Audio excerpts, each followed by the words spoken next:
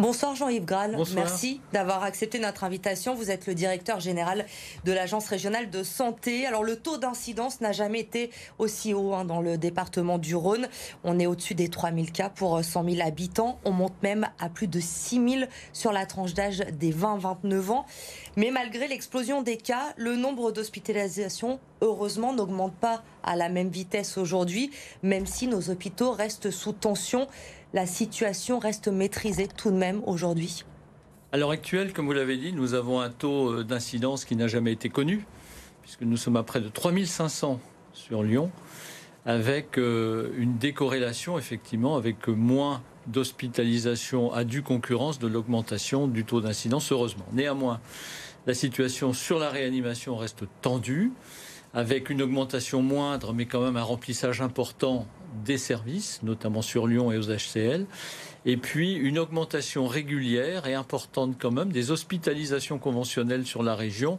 Il y a à peu près 50 nouvelles hospitalisations par jour à l'heure actuelle sur la région et 5 entrées en réanimation tous les jours. Donc si la situation reste non exponentielle comme nous l'avons connu, elle reste néanmoins très tendue et il faut être très vigilant dans les jours à venir. Oui, parce que c'est important de le rappeler ce soir, même si le variant Omicron entraîne moins de formes graves de personnes qui vont en réanimation, les personnes atteintes avec le variant Omicron peuvent tout de même se retrouver à l'hôpital.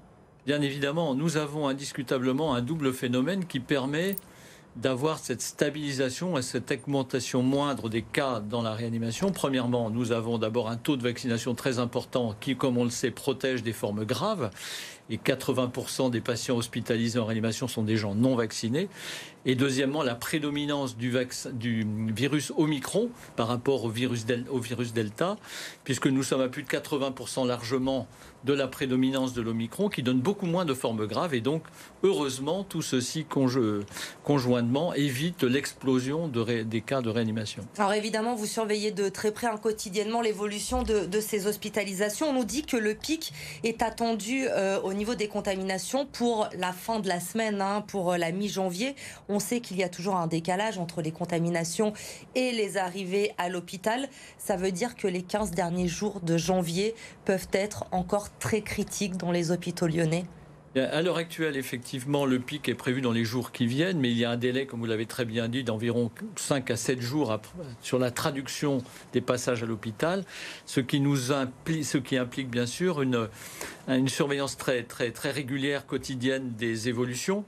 Pour l'instant, nous augmentons régulièrement le cas de patients qui vont à l'hôpital, pas en réanimation heureusement, mais tout ceci reste à maîtriser et nous suivons ça avec attention. J'ajoute que nous sommes dans une période, nous sortons d'une période de fête, mais une période aussi où les personnels, notamment soignants, sont aussi malades avec des taux d'incidence pareils et tout ceci amène une gymnastique pour permettre le fonctionnement des établissements de santé, des hôpitaux publics en particulier. Sur les soignants, justement, en ce début d'année, il y a beaucoup d'absences dues au Covid.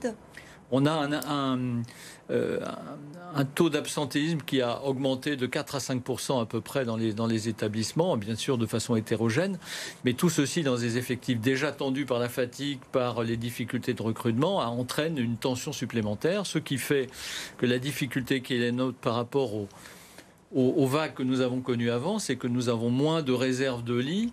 Par exemple, pour la réanimation, nous avions réussi à mettre en fonctionnement 1200 lits la première vague, 1100 la deuxième, et cette fois-ci, nous atteignons à peu près 770 lits.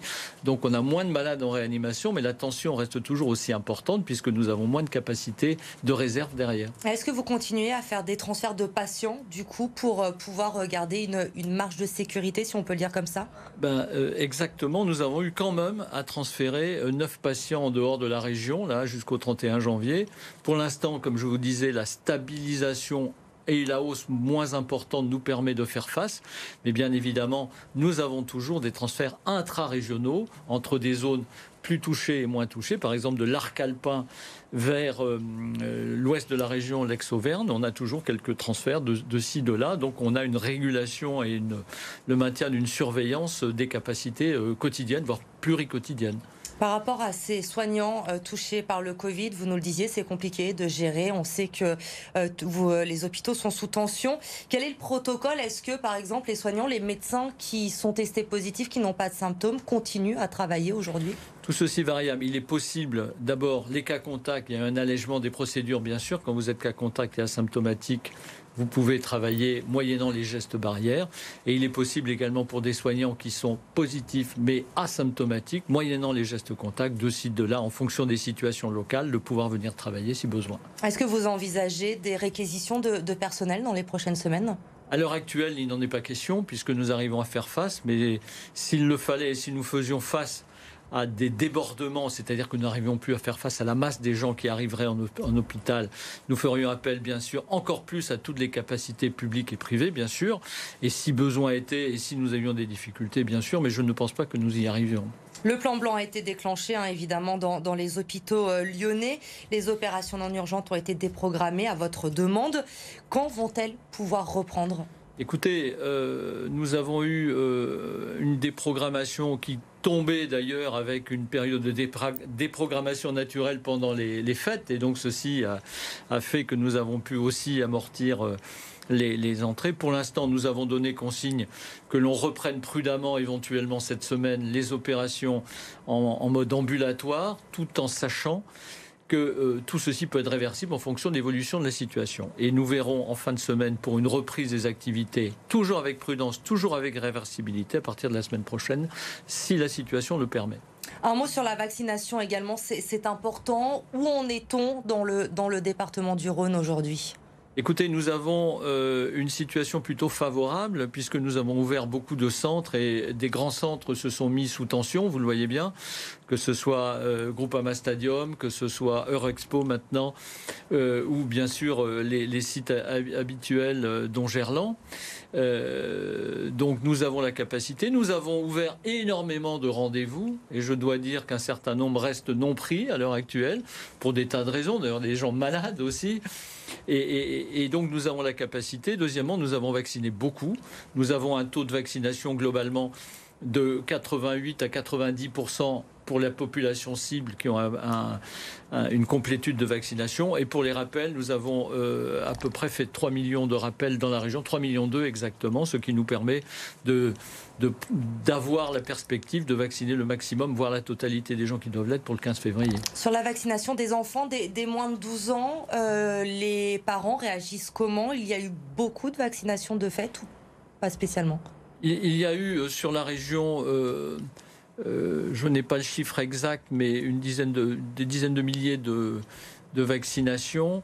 Nous ouvrons encore des sites pédiatriques de façon à mieux mailler le territoire. Ça se fait sur la base du volontariat, qui plus est s'il y a des pathologies sous-jacentes, mais ça prend une tournure régulière, une augmentation régulière, et nous ouvrons le maximum de rendez-vous, bien évidemment. Une dernière question. Samedi, on le sait, les plus de 18 ans qui n'ont pas eu leur dose de rappel au maximum 7 mois après la deuxième injection vont voir leur passe sanitaire désactivé.